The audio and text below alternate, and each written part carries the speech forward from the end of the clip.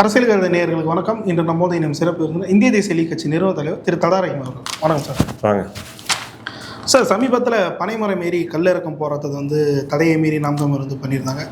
இப்போ கூட ஆடு மாடுகள் மேய்ச்சல் நிலம் உரிமை மீட்புன்னு சொல்லி தடையை மீறி ஆடு மாடுகள் மலைக்காட்டில் மேய்ச்சதெல்லாம் பார்க்க முடியுது. இது ஒரு புறம் வரவேற்பை பெற்றிருந்தது. மறுபுறம் என்ன சொல்கிறாங்கன்னா, சட்டத்தை மீறி பல விடயங்களை நாம் தமிழர் பண்ணிட்டு வராங்க. நாம் தமிழர் தம்பிகளையும் ஒரு தவறான பாதையில் நான் சீமான் அவர்கள் ஈர்த்துட்டு போயிட்டு இருக்காரு அப்படின்ற ஒரு குற்றச்சாட்டை பொது வெளியில் வைக்க தொடங்கியிருக்காங்க. இந்த விடயத்தை எப்படி சார் பார்க்குறீங்க?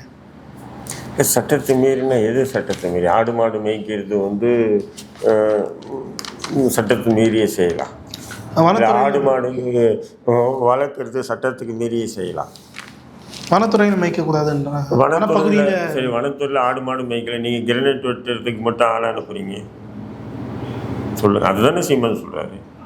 ஏன்னா ஆடு மாடு மேய்ச்சின்னு சொன்னால் அங்கே இருக்கக்கூடிய விலங்கினங்களுக்கெல்லாம் ஒரு அசாதாரணமான சூழல் ஏற்படும் அப்படின்னு சொல்கிறீங்க. பெரிய பெரிய ராட்சச வெடிகுண்டெல்லாம் வச்சு வெடித்து மலையை எடுத்து நீங்கள் கொள்ளையடிச்சுட்டு போகிறீங்களா? அதெல்லாம் அங்கே வாழக்கூடிய விலங்கினங்களுக்கு பாதிப்படாதாடா அப்படின்னு கேட்குறாரு இல்லையா? நம்ம லாஜிக்காக சரி தானே. அப்போது ஆடு மாடுகள் மலை சார்ந்த பிரதேசங்களில் ஆடு மாடுகள் மலையில் போய் தான் மேயும், புரியுதுங்களா?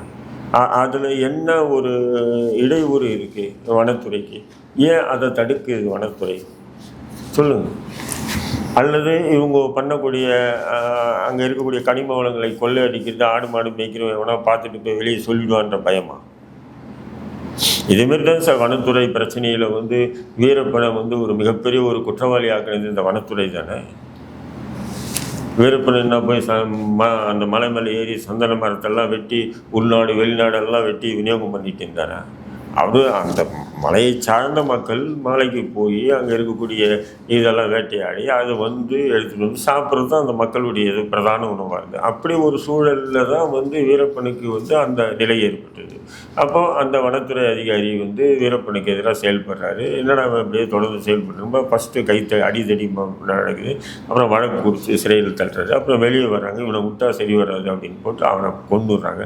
கொண்டுட்ட உடனே தான் என்ன ஆகுது? போலீஸ் வருது. போலீஸ் என்ன பண்ணுறது? அந்த ஊரே சூறையாடுது. அந்த கதையெல்லாம் உங்களுக்கு எல்லாமே தெரியும், புரியுதுங்களா? அவர் எப்படி ஒரு சந்தனக்கட்ட வீரப்பன் அதை நம்ம நக்கீரன் கோபால் இருக்கார்ல, அவர் அந்த பத்திரிக்கை விற்பனைக்காக வச்ச பேர் தான் சந்தனக்கட்ட வீரப்பன். வீரப்பன் தான் சாதாரணமாக. ஏன்னா அப்போ வீரப்பன் சொன்னால் பத்திரிக்கை படிக்க மாட்டேன்றாங்கன்ட்டு அந்தாலும் என்ன போட்டால் தலைப்பு சந்தனக்கட்ட வீரப்பன் அப்படின்னு போட்டான். இல்லைனா சந்தனக்கட்ட வீரப்பன் நீங்கள் நான் ஆச்சரியமாக படிப்பேன் இல்லையா? சந்தன மரம் கடத்துறாங்களோ? ஆமாம். அப்போது இந்த சந்தன மரம் கடத்துனாங்க அப்படின்ற ஒரு விஷயத்தை வீரப்பன் தான் நக்கீரன் தான் அதை இது பண்ணுறான். அதாவது அவனுடைய பத்திரிக்கை ப்ரொமோஷனுக்காக பண்ண ஒரு ஒரு ஒரு விதமான என்ன சொல்கிறது, ஒரு சூழ்ச்சி தான் அது. அவருக்கு சந்தனக்கட்டைக்கு என்ன சம்பவம்? சந்தனக்கட்டை வெட்டி வெளிநாடு உள்நாடு விநியோகம் பண்ணியிருந்தான்னா அவர்கிட்ட எவ்வளோ தொடர்புகள் இருந்திருக்கும். அவருக்கு என்ன தொடர்புகள் இருந்து? ஒன்றுமே இல்லையே. அவர் பாட்டுக்கு ஏதோ போகிறது. அப்போ அந்த போலீஸ் தேடுது, போலீஸ் அடிக்கிறாரு. அப்படி தானே அவருடைய வாழ்க்கை. அவருக்கு மிகப்பெரிய ஒரு திட்டம் விடலோ மிகப்பெரிய ஒரு பறந்து விரிந்த எதுவுமே இல்லை. அவர் அந்த வனத்துறை அவங்க போய் வேட்டையாட்டு வர்றது தடுக்கிறது, பிரச்சனை பண்ணுறது தொடர்ந்து இருக்கும்போது அவனை அடிக்கிறாங்க. அவங்க போலீஸில் கம்ப்ளைண்ட் கொடுக்குறாங்க. அதனால் ஜெயிலுக்கு போயிட்டு வர்றாங்க. மறுபடியும் அதே தொடர்ந்தவுடனே போட்டு தள்ளிடலான்னு சொல்லி போட்டுடுறாங்க, அடித்து கொண்டுடுறாங்க, புரியுதுங்களா? அதுக்கப்புறம் போலீஸு அப்புறம் போலீஸுக்கு இவங்களுக்கு மோதல், அப்புறம் போலீஸு கொள்கிறாங்க. இப்படி தானே அவங்களுடைய வாழ்க்கை போயிட்டே இருக்குது. அப்போ இதை ஊடகம் என்ன பண்ணுது? சந்தனக்கட்ட வீரப்பன் அப்படின்னு சொல்லி தலைப்பு போட்டோடனே என்னடா சந்தனக்கட்டை? அப்போ என்ன சொல்லுவாங்க? ஊடகங்கள் எப்படி போடும்? பல கோடி ரூபாய்க்கு மாதம் காட்டில் இருக்கக்கூடிய சந்தன மரங்களையும் ரெட்வுட் அந்த செம்மர கட்டைகளும் வெட்டி உள்நாடு வெளிநாடுக்கு விநியோகம் பண்ணுறாரு. அவர் பிரபலமான ஒரு கடத்தல்காரன்ற மாரி ஊடகங்கள்லாம் அப்படியே தலைப்பிட்டு அவங்க இஷ்டத்துக்கு அள்ளி வீசினாங்க. ஆனால் அந்த மக்கள் ஜெயிலுக்கு இருக்கும்போது, நாங்கள் தடாவில் இருந்தோம், ஜெயிலுக்கு இருக்கும்போது தான் பார்க்குறோம் அது பாவமாக இருந்தது. அப்ராண்டிகளாக இருந்தாங்க. என்னடா இது பேப்பரில் போட்டதுக்கு இவங்க வந்ததுக்கு பார்த்திங்கன்னா கட்ட துணி கூட இல்லை அவங்களுக்கு. 74 பேருக்கு தடாவில் போட்டிருந்தாங்க. அது வீரப்பன் தம்பி அர்ஜுனனும் உள்ளே இருந்தாங்க என் கூட. அவங்களுடைய ட்ரெஸ்ஸை பார்த்தா தெரியும் இல்லையா, அந்த வெள்ளை வேட்டி கூட பார்த்தீங்கன்னா பழுப்பு நிறத்தில் ஒரு 100 முறை ஒரு வேட்டியை கட்டினா எப்படி அந்த மாதிரி ஒரு வேட்டியை தான் அவங்க கூட கட்டிட்டு இருந்தாங்க. ஆனால் இவங்களுக்கு ஊடகங்கள் வச்ச பேர் இந்த வீரப்பன் நக்கீரன் செஞ்சது. எனக்கு நக்கீரன் பொண்ணுக்கு என்ன கோவம், அதுதான் கோவம். வீரப்பன் விஷயத்தில் நக்கீரன் தன்னுடைய நலத்துக்காக அவரை ஒரு வில்லனாக்கி தன்னை ஒரு பெரிய ஹீரோவாக்கி, நான் பார்த்தீங்களா காட்டுக்கே போன வீரப்பனை யாரும் சந்திக்க முடியாது, நான் போய் சந்தித்தேன், நான் போய் பேசுகிறேன். கடைசியாக வீரப்பனுக்கு கொடுத்த காசில் கூட திருடின விஷயங்கள்லாம் நிறைய இருக்குது, வரலாறு. இப்போ இந்த மாதிரி விஷயங்கள் நம்ம வெளிப்படையாக பேசுறதுனால அவர் நமக்கு மேலே கோபமாக இருக்கலாம், நமக்கு அதை பற்றி கவலை இல்லை. எதுக்கு இது சொல்ல வரேன்னா, அப்போ மாடுகள் மேய்க்கிறதுக்கு மலைக்கு போகலைன்னா மாடுகள் எங்கே போய் மேயும்? இடம் இல்லை. விவசாய நிலத்தில் மேய்க்கிறதுக்கு விவசாய நிலம் ஒதுக்கி வச்சிருக்கீங்களா? இருக்கிற விவசாய நிலம் பயிர் பண்ணி வச்சிருப்பாங்க. இல்லை இருக்கிற விவசாய நிலத்தை தான் நீங்கள் பட்டா போட்டு பிளாட்டுக்கெலாம் கட்டிட்டு இருக்கீங்க. மிச்சம் மீதிக்கு கார்பரேட் கம்பெனிகள் எந்த நாடு ஒரு கம்பெனி உருவாக்கணும்னா என் நாட்டுக்கு வா, என் தமிழகத்துக்கு வா, உனக்கு இடம் தரேன்னு 10,000 ஏக்கரை ஒதுக்குறீங்களா இல்லையா? நிச்சயமா. கேட்டால் வேலை வாய்ப்பு அதிகரிக்கணும், வேலை வாய்ப்பு அதிகரிக்கணும். பரந்தூர் விமான நிலையத்தை அப்படி தான் பண்ணி வச்சுருக்கீங்க. பல 1000 ஏக்கரை இன்றைக்கி என்ன பண்ணுறீங்க, அதானிக்கு ஒப்படைத்து வச்சுருக்கீங்க விவசாய நிலம். அந்த மக்கள் போராடுறாங்க. அது போராடுற மக்களுக்கு துணை நிற்கிறதுக்கு எவனுக்கு வக்கு இல்லாமல் கிடக்குறாங்க. மேல்மா சிப்காடு உருவாக்கணும்னு சொல்லிட்டு அங்கே விவசாயிகள் நிலத்தை கொடுக்க மாட்டேன்றா, அவங்களுக்கு எதிராக நீங்கள் அடக்குமுறை ஏவுறாங்களா இல்லையா? அப்போ சத்தமே அப்போ என்னன்னா இந்த மாடுகள் உடைய அவசியத்தையோ அந்த ஆடு மாடுகள் மேய்ச்சல் நிலத்தில் போய் மேயறதுக்கும் உண்டான ஒரு வழி, இதெல்லாம் பார்த்தீங்கன்னா தொலைநோக்கு பார்வையில் பார்த்தீங்கன்னா ஒரு சிறந்த அரசியலுங்க சீமானுடையது. ஆனால் இப்போ அது ரெஸ்ட்ரிக்டட் ஏரியா இல்லை சார், அரசு சட்டத்தை மீறி பண்ணுற ஒரு விதமாக தானே அவங்க சொல்கிறாங்க. இல்லை, அதை தான் சொல்கிறேன், இதெல்லாம் சட்டத்தை மாற்றுங்கன்றார் அவரு. அதாவது அங்கே இருக்கக்கூடிய கனிம வளங்களை கொள்ளை அடித்தா அதை தடு, அங்கே இருக்கக்கூடிய சந்தனக்கட்டையோ இல்லை செம்மரக்கட்டை உட்பட விலை உயர்ந்த எதனா மரங்களை வெட்டி எடுத்துகிட்டு போகிறாங்களா அதை தடு. ஏண்டா வாயிலா ஜீவன் மாடு, அது போய் மேய்கிறதுக்கு நீங்கள் ஏன் தடை விதிக்கிறீங்க? இதுதானே கேள்வி சீமான். நிச்சயமா. அப்போது இந்த அரசியலை இது மண்ணுக்கான அரசியல். இது உண்மையிலே தொலைநோக்கு பார்வையில் பார்த்தோன்னா இதில் இருக்கக்கூடிய நிறைய இதுவாக தெரியும். ஆனால் இது சில பேர் அற்பத்தனமாக பார்த்தாங்கன்னு சொன்னால் சாதி அரசியல் ஊக்குவிக்கிறாரு, ஆடு மாடு மேய்க்க சொல்கிறாரு, படிக்க வேணாம்னு சொல்கிறாரு. அவர் என்னைக்கு சொன்னார் படிக்காதீங்கன்னு? இல்லை சார், இது மாதிரி அதாவது படிக்காதீங்கன்னு சொல்லலை, ஆடு மாடு மேய்க்கிறது அவமானம் இல்லைன்னு சொல்கிறாரு. படிக்காதீங்கன்னு சொல்லலை, அதாவது ஐடி கம்பெனியில் வேலை செஞ்சால் தான் நல்ல கண்ணியமான தொழில், விவசாயம் கண்ணியமற்ற தொழில்னு நினைக்காதீங்க. இதுதான் சீமானுடைய அரசியல். இல்லை சார், இப்போ இந்த மாதிரி தற்சார்பு பொருளாதாரம் புதிய விஷயங்களை முன்னிறுத்தினா அது ஆளும் தரப்புக்கு பிரச்சனையாக தானே சார் முடியும்? தற்சார்பு பொருளாதாரம் இதக்கூடிய ஒரு விஷயங்களெல்லாம் முன்னிறுத்தினா கார்பரேட்டை நம்பி இருக்கக்கூடிய ஆளுந்தரப்புக்கு அது சிக்கல் அளிக்கக்கூடிய ஒன்று தானே. ஆமாம், இதுக்கு தான் செய்யும். அது மீறி அப்போ இது சிக்கல் வருதுன்னு யாருமே இது பண்ணாமல் இருந்தால் இன்னும் கொஞ்ச நாள் போச்சுன்னா நம்ம இப்போ தண்ணி காசு கொடுத்து வாங்க வேண்டிய நிலைக்கு போயிடுச்சு. இருக்கா இல்லையா? நீங்களா இருக்கணும், நானாக இருக்கட்டும், 10 ரூபா கொடுத்து தான் பாட்டில் வாங்கி குடிக்க வேண்டியது இருக்கா இல்லையா? நிச்சயமா. நாளைக்கு இந்த தண்ணியும் கூட இருக்கக்கூடிய நம்ம சாப்பிட்ற அரிசியும் கூட சரி காசு கொடுத்து எதனா ஒரு வெளிநாட்டிலேருந்து இறக்குமதி செய்ய வேண்டிய சூழ்நிலைக்கு தள்ளப்பட்டுச்சுன்னு நம்ம டெவலப் பண்ணுறோம், அதாவது வேலைவாய்ப்பு அதிகரிக்கிறோம், நாட்டை இன்றைக்கி இருக்கக்கூடிய 21ஆம் நூற்றாண்டுக்கு ஏற்ற நவீன நாடை உருவாக்குறோம் அப்படின்னு சொல்லிட்டு நம்ம எல்லாம் இறக்குமதி செஞ்சோன்னா அப்போ இங்கே சுய பொருளாதார வளர்ச்சி என்ன ஆச்சு? வேளாண் பொருளாதார மந்தம் என்ன ஆகும்? எல்லாம் காலியாகிடும். என்ன அதுதான் பிளான் பண்ணுறாங்க. அதான். சரிங்க சார், இதை தான் கிங்டம் படம் வெளியானதுலேருந்து நாம் தமிழர் அதை வெளியிடக்கூடாது அப்படின்னு சொல்லிட்டு பல தேட்டர்களை முற்றுகிறத பார்க்க முடியுது. இப்போ இன்னைக்கு கூட உண்மையிலே எனக்கு கோபம் இருக்குங்க. ஒரு சாதியை பற்றி, ஒரு மதத்தை பற்றி, அல்லது ஒரு இனத்தினுடைய வெற்றியை பற்றி இந்த அயோக்கிய பயிர்களுக்கு ஏன் அந்த மாதிரி கதையை தான் கருதான் இவனுங்களுக்கு உருவாகுதான்? உலகத்தில் எவ்வளோ அநியாயங்கள் நடக்குது, போதை வசதிகள் உட்பட என்னென்ன அநியாயங்கள் நடக்குது. இந்த எல்ஜிபிடிக்கு போட்ட ஒரு கொடூர நவீன விதமான கலாச்சார சீர்குலைகள், அதை பற்றியெல்லாம் இவனுங்க ஏன் திரைப்படங்கள் எடுக்கிறது இல்லை? நீ ஈழத்தை பற்றி இப்போ எடுக்க வேண்டிய அவசியம் என்ன? இப்போ ஏன் சார் எடுக்கிறீங்க? அதுவும் ஒரு ஆந்திராவை சேர்ந்த ஒரு ப்ரொடியூசர், ஆந்திராவை சேர்ந்த ஒரு நடிகர், ஆந்திராவை சேர்ந்த அப்போ ஈழத்தை பற்றி உனக்கு என்ன தெரியும்? அதாவது ஆந்திராவில் தங்க பணி செய்யக்கூடிய நபர்கள் இங்கேருந்து இலங்கைக்கு போகிறதாகவும், அந்த இலங்கைக்கு போய் அங்கே வந்து இருக்கக்கூடிய தமிழர்கள், ஈழ மக்கள் வந்து அவங்களுக்கு எதிராக செயல்படுற மாதிரி ஒரு கற்பனையை வந்து உங்களுக்கு ஏன் அந்த கற்பனை கூட ஏன் அப்படி உருவாகணும்? இல்லை இங்கேருந்து போகிற தமிழர்களை வந்து அங்கே இருக்கக்கூடிய சிங்களவர்கள் எதிர்க்கிற மாதிரி எடுத்தாங்கன்னா லாஜிக்காக அதையாச்சும் வந்து ஒரு நல்ல படம்னு சொல்லுவாங்களா இல்லையா? நிச்சயமாக வரவேற்பாங்க. ஆனால் நீங்கள் வந்து என்ன பண்ணுறீங்க, இருக்கக்கூடிய தமிழ் இனத்தையே ரெண்டாக பிரிக்கிறீங்க. அப்படி இருக்கும்போது சீமான் எதிர்க்காம யார் எதிர்ப்பார்? சீமான் எதிர்ப்பார், வேல்முருகன் எதிர்ப்பார், வைகோ எதிர்ப்பார், நீங்கள் எதிர்ப்பீங்க, நான் எதிர்ப்பேன். இது வந்து அதிமுக எதிர்க்குமா? எதிர்க்காது. திமுக எதிர்க்குமா? எதிர்க்காது. காங்கிரஸ் எதிர்க்குமா? எதிர்க்காது. பிஜேபி எதிர்க்குமா? எதிர்க்காது. இந்த வருடத்தில் 2வது படம் இதுன்னு நினைக்கிறேன். இந்த மாதிரி ஈழத்தமிழர் பிரச்சனை இதுக்கு முன்னாடி வந்து மேதக வந்து தவறாக காமிச்ச ஒரு படத்தை வந்து ரிலீஸ் பண்ணியிருந்தாங்க. ஆமாம், இப்போ 2வது படம். இந்த மாதிரி கூட ஏன் அது ஏன் உங்களுக்கு கதையாக இல்லை? எத்தனையோ கதை இருக்கு இல்லையா? அது எப்படின்னா மலையக தமிழர்கள் வந்து தமிழ்நாட்டிலேருந்து போனத மாதிரி ஈழ மக்கள் அங்கே இருக்கிற மாதிரி மக்கள், அது உண்மைதான், இல்லைன்னு சொல்கிறேன். அது ஒரு வரலாற்று ரீதியாக சில பேர் சொல்கிறாங்க. பட் அந்த 2 மக்களுக்குள்ள ஒரு விதமான குரோதம் ஏற்பட்டு அந்த மலையக தமிழர்களை வந்து ஈழ மக்கள் அடக்குமுறை மூலியமாக அவங்கள கொடுமைப்படுத்துறது தான் அந்த திரைப்படத்தில் காட்சிகள் அமைச்சிருக்காங்க. இதுதான் கொடுமை. நிச்சயமா சார். 18 பேர் மேலே வழக்கம் பதிவு பண்ணியிருக்காங்க. அரெஸ்டே பண்ணியிருக்காங்க இன்னைக்கு. இல்லை, அது பண்ணதான் செய்யுங்க. திரையரங்குகளில் போய் படங்களை ஓடாதன்னு சொல்கிறது வந்து நம்முடைய உரிமையாக இருக்கலாம். அது வந்து உண்மையாக அது உணர்வு ரீதியான உரிமையாக இருக்கலாம். அரசு வந்து என்ன பண்ணுவோம், அது எப்படி நாங்கள் வெளியிட்டதை நீ என்ன தடை விதிக்கிற அப்படின்றதுக்காக. இல்லை சார், இப்போ திமுக ஆட்சியில் இருக்குது. தமிழகத்தில் இந்த மாதிரி போராட்டங்கள் வந்து பண்ணுறாங்க. திமுக ஆட்சி இருந்தால் என்னங்க? இல்லை, இந்த மாதிரி போராட்டங்கள் வருதுன்னு தெரிஞ்சும் அதை ஏன் அப்ரூவ் பண்ணுறாங்க?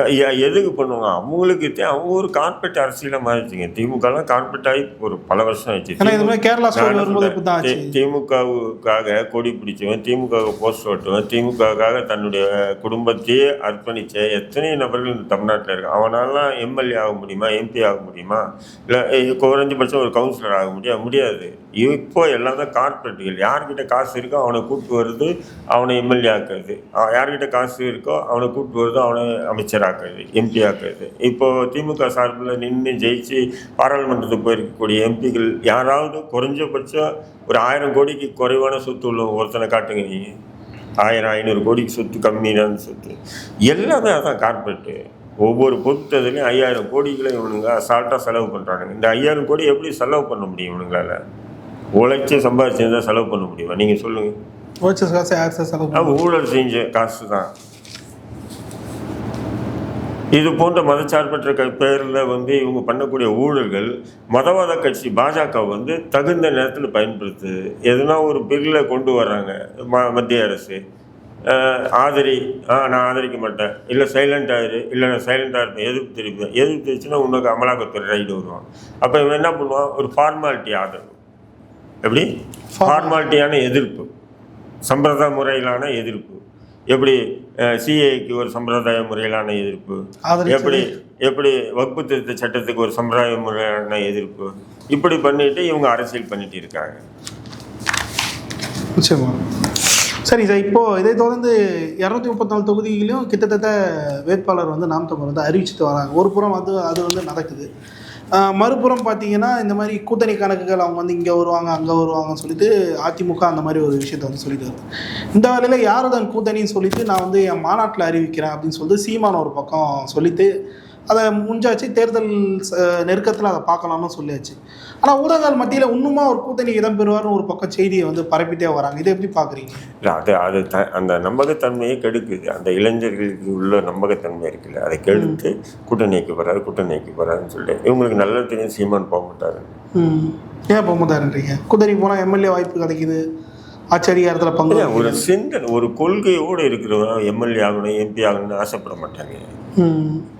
கொள்கை இல்லாமல் இப்போ நம்ம வந்து கமலஹாசன் மாரி இருந்தோன்னா முடிஞ்சிச்சு, ஒரு எம்பி சீட்டு வேலை, சாப்டர் க்ளோஸ். அதுக்காக தான் கட்சி ஆரம்பிச்சார், அவ்வளோதான். சீமான் வந்து ஒரு தமிழ் தேசிய கொள்கையை முன் வச்சு கொண்டு வர்றாரு. அவர் ஆகணும்னா இப்போ ஆயிருக்கலாம். அவர் நிச்சயமா அவர் என்னன்னு சொன்னால் இந்த தமிழ்நாட்டை நான் ஆளுவேன்றார் அப்படின்னு கோடு போட்டிருக்காரு. அவர் நடந்து போயிட்டே இருக்காரு. ஒரு காலம் அந்த நான் ஆளுவேன்ன்றது அவரால் முடியும், அல்லது அவருக்கு பின்னாடி வரவங்களாச்சும் அதை செய்வாங்க அப்படின்ற ஒரு நம்பிக்கை சீமானுக்கு இருக்கு. ஆனால் அந்த கொள்கையிலேருந்து விலக மாட்டேன் அப்படின்றாரு. ஆனால் கொள்கையில் போகும்போது சில பல இடர்பாடுகள் வரும்போது இப்படி எப்படி கொஞ்சம் தடுமாறுறது, சில பேச்சுக்கள் அப்படி முன்னுக்கு பின் முரணாக வரும். இது இயற்கையானது. இது முன்னுக்கு பின் இயற்கையானது. பார்த்தீங்களா இவன் கொள்கைவாதியா, பார்த்தீங்களா இவர் இதுவா தமிழ் தேசியமா அப்படின்னு நையாண்டி பண்ணுறது கூட அது சிறந்ததாக இருக்குமே தவிர அவர் எப்பவுமே அதிலிருந்து பேக் ஆக மாட்டார். ஆனால் 2026 தேர்தலில் அதிமுக அவங்க இருப்பை தக்க வச்சுக்கணுன்ற ஒரு நெருக்கடியில் நிற்கிறாங்களோன்ற ஒரு கேள்வி இருக்குது. ஏன்னா பாஜக அதிமுக கூட்டணி வந்து அமைஞ்சாலும் அவங்க வந்து இன்னும் வந்து அந்த ஜெல்ல ஆன மாதிரி ஒரு விஷயம் இல்லை. இன்னும் அதிமுக கூட்டணி ஒரு ஃபார்ம்ல இல்லை. பாஜக மட்டும் இணைஞ்சதுன்றதுக்காக அதிமுக கூட்டணி அமோக வெற்றி பெறும்னு சொல்ல முடியாது. இன்னும் தேமுதிக இருக்கு, பாமக இருக்கு. இந்த கட்சிகளுடைய நிலைப்பாடுகள்லாம் வச்சுதான் நம்ம தேர்தல் நேரத்தில் தான் நம்ம சொல்ல முடியும். பாமகவும் இப்போ இறந்தா பிளவுபட்டிருக்கு. மறுபுறம் தேமுதிக பிரேமலதா பாமகலாம் ரெண்டெல்லாம் பிளவுப்படலைங்க. ஏன் சார் சொல்றீங்க? ராமதாஸ் யாரை கை காட்டுறாங்களோ அந்த மக்கள், அந்த சமுதாய மக்கள் அவங்களுக்கு தாங்க ஓட்டு போடுவாங்க. அப்படித்தான் சொல்றீங்களா? முக்கிய பொறுப்பாளர்கள் அன்புமணி பக்கம் இருக்கு. அது இன்னும் 100-500 பேர் இருந்தா போதுமா? சொல்லுங்க. கூடாது. எப்படி விஜய்க்கு வந்து ஒரு 2 லட்சம் பேர் வந்தாங்க பார்த்தீங்களா, அவர் தான் முதல்வர்னு சொல்றாங்க. அது 2 லட்சம் பேர் ஓட்டு போட்டாங்கன்னா 2 லட்சம் பேர் வாக்கு வாங்கினா முதல்வர் ஆகிட முடியுமா? ஒரு எம்எல்ஏ ஜெயிக்கும். ஒரு கரெக்ட் தான். அதே மாதிரி தான் வந்து அன்புமணிக்கு வந்து எல்லா மாவட்டத்தையும் இருக்குன்னா, ஆனால் அந்த சமுதாய மக்கள் வந்து டாக்டர் ராமதாஸ் பின்னாடி தான் இருக்காங்க. ஏன்னா அவரு காலங்காலமாக அவர் வந்து அந்த மக்களுக்காக பண்ண பணி. இன்னைக்கு வந்து இவர் அன்புமணி வந்து யாருடைய பேச்சை கேட்டுக்கிட்டோ இல்லை என்னவோ இறைவனுக்கு தான் தெரியும். மறுபுறம் தேமுதிக போயிட்டு திமுக முதல்வர் அவர்களை வந்து நேரடியாக வந்து பார்க்குறாங்க. பன்னீர்செல்வம் அவர்கள் வந்து முதல்வரை நேரடியாக போய் பார்க்குறாங்க. இந்த விஷயம்லாம் அதிமுக நான் கேட்குறேன். தேமுதிகவுக்கெல்லாம் வந்து விஜயகாந்த் இருக்கும்போது ஒரு மாசம் இருந்ததுங்க உண்மையில. இப்போ போன 2024 ஒரு சிம்பதி ஓட்ஸ் பெருமளவு பெரிய அளவுக்கு இல்லைங்க. அது விஜயகாந்தோட முடிஞ்சது. அவங்களால இம்பாக்ட் ஏற்படுத்த முடியல, அவ்வளோதான். சரிம்மா. அப்படி இருக்கும்போது எப்படி அது கிடைக்கும்? அப்போ சேர்ந்தாலும் தேவையில்லாத ஒன்று தான் நினைக்கிறீங்களா? அதுக்கு தான் வந்து அதிமுக பெரிய அளவுக்கு அவங்களுக்கு, ஏன்னா அவங்க கடந்த பாராளுமன்ற தேர்தலில் அவங்களுடைய ஓட் பேங்க் என்னென்னு அவங்க புரிஞ்சுக்கிட்டாங்க. தேமுதிக ஓட் பேங்க் இருக்கு ஏதோ 1% இருக்கலாம், 2% இருக்கலாம். அந்த விஜயகாந்த் அப்படின்ற அந்த ஒரு இதுக்காக இல்லை. இன்னொரு முக்கியமான விஷயமும் இருக்குல்ல சார். இப்போ திமுகவுக்கு பெருமொழியார வாக்கு வந்து பெருசாக கன்சாலிடேட் ஆகக்கூடிய ஒரு கட்சியாக வந்து திமுக இருக்குன்ற பட்சத்தில் அதிமுகவுக்கு அந்த மாதிரி ஃபோர்ஸை வர வைக்கக்கூடிய வேறு எந்த கட்சிகளும் இல்லை. தேமுதிக வந்தால் மட்டும்தான் ஓரளவுக்கு கன்சாலிடேட் பண்ணுற அளவுக்கு பெருமொழியார் வாக்குகள் வந்து கன்சாலிடேட் பண்ண முடியுன்ற பட்சம் தேமுதிக அங்கே போச்சுன்னா அதுவும் அவங்களுக்கு லாஸ் தானே? இல்லை, லாஸ் தான். அதனால் வந்து அதே நேரத்தில் தேமுதிக வந்து ஒரு பெரிய பலம் இல்லைன்ற நான் என்னுடைய பார்வையில் பெரிய பலம் இல்லை. நிச்சயம் அது ஓகே. அது விஜயகாந்தோட முடிஞ்சு. விஜயகாந்த் இருக்கும்போது ஒரு பலம் இருந்தது. உண்மையிலே வந்து பார்த்தீங்கன்னா விஜயகாந்த் ஒரு நல்ல மனிதன். விஜயகாந்த் நல்லவருன்றதுக்காக அவன் மனைவியை நீங்கள் ஏற்றுக்க மாட்டீங்க. நிச்சயமா. அவன் மகனை நீங்கள் ஏற்றுக்க மாட்டீங்க. அவன் மகனும் மனைவியும் மறுபடியும் என்ன செய்கிறாங்கன்றது தான் எதிர்காலம் பார்க்கும். ப்ரூவ் பண்ணாதான். அதுக்கு முன்னாடி ஒன்றுமே பண்ண முடியாது. பெரும்பாலான ஊடகங்கள் திமுக அதிமுக அடிவரடியில் தானே தம்பி இருக்குது. கார்பரேட் கம்பெனிகளுடைய கட்டுப்பாட்டில் தான் இது இருக்குது. இவர் செய்யக்கூடிய அத்தனை செயல்பாடும், சீமானுடைய செயல்பாடு எல்லாமே கார்பரேட் கம்பெனிகளுக்கு எதிரான ஒரு செயல்பாடு. சுற்றுச்சூழலை பாதுகாக்கக்கூடிய ஒரு யதார்த்தமான போராட்டங்கள். அப்படி இருக்கும்போது அதை எப்படி அவரை என்கரேஜ் பண்ணுவாங்க? கொஞ்சமாச்சும் யோசனை பண்ணி பாருங்கள். இருக்கிற காடு மலை விவசாய நிலங்கள்லாம் அழித்து கார்பரேட் கம்பெனிகளை உருவாக்கணுன்றது இவங்களுடைய திட்டம். இருக்கக்கூடிய விவசாய காடு மலை மாடு ஆடு இதெல்லாம் பாதுகாத்து இயற்கை வளத்தோடு நம்ம தமிழகத்தை உருவாக்கணுன்றது சீமானுடைய திட்டம். இது எப்படி சீமானை வந்து என்கரேஜ் பண்ணுவாங்க? சீமானை என்கரேஜ் பண்ணால் தான் நம்ம சந்தேகம் பண்ணணும் தவிர சீமானை என்கரேஜ் பண்ண மாட்டாங்க. தேர்தலுக்கு பிறகு பாருங்கள், இன்றைக்கி கட்சிகள் எல்லா கட்சிகளும் என்ன பண்ணுறாங்க, தங்கள் கூட்டணியில் இருக்கக்கூடிய கட்சிகள் நம்மளை விட்டு போயிடக்கூடாதுன்றதுக்கு ஒவ்வொருத்தரும் வந்து இரவு பகல் தூங்காமல் பல விதமான பொலிட்டிக்கல் லேபை உருவாக்கிட்டு உட்காந்துருக்காங்க. சீமான் அப்படி பண்ணிட்டு உட்காந்துருக்காரா? இல்லை. இன்னும் என்ன சார், கொஞ்சமாச்சும் அந்த விவாதம் பண்ணக்கூடிய டிவியிலெல்லாம் விவாதம் பண்ணக்கூடிய கொஞ்சமாச்சும் திங்க் பண்ணி பார்க்கணும். எவ்வளோ விதமான பொலிட்டிக்கல் லாபி, இவனை கூப்பிடலாமா, இவனை தூக்கலாமா, இவனுங்களை தூக்கி இவனுங்க நம்மளுக்கு ஆதரிக்கலாலும் இவனுங்களை தனி அணியாக்கணும், அந்த ஓட்டை பிரிப்பாங்களா, இப்படியெல்லாம் பொலிட்டிக்கல் லாபி நடந்துட்டு இருக்கு இன்னைக்கு தமிழக அரசியலில். திமுக உண்மையில இதுக்கு நடுப்புற நான் தனியாக நின்று போட்டிடுறேன், எனக்கு மக்கள் ஓட்டு போடுவாங்க, நான் அதிகாரத்துக்கு வருவேன், அதிகாரத்துக்கு வந்தால் இந்த பிரச்சனைகள்லாம் தீர்ப்பேன் அப்படின்னு சொல்கிறவனுக்கு ஓட்டு விடுமா, இல்லை இந்த மாதிரி பொலிட்டிக்கல் லாபி பண்ணிட்டு ஊராக சுற்றிக்கிட்டு பண்ணிட்டு இருக்கிறவனுக்கு ஓட்டு விடுமா? கொஞ்சம் காலதாமதமாகலாம், புரியுதுங்களா? வெற்றி நிச்சயம். கிறிஸ்துவ வாக்குகள் கொஞ்சம் மாறத்துக்கு வாய்ப்பு இருக்குது. மாறுச்சுன்னா அது திமுகவுக்கு தான் மைனஸ் ஆகும், புரியுதுங்களா? அந்த ஒரு விதமான ஒரு இதில் திமுக விஜயை அட்டாக் பண்ணுற ஒரு இதில் இருக்காங்க.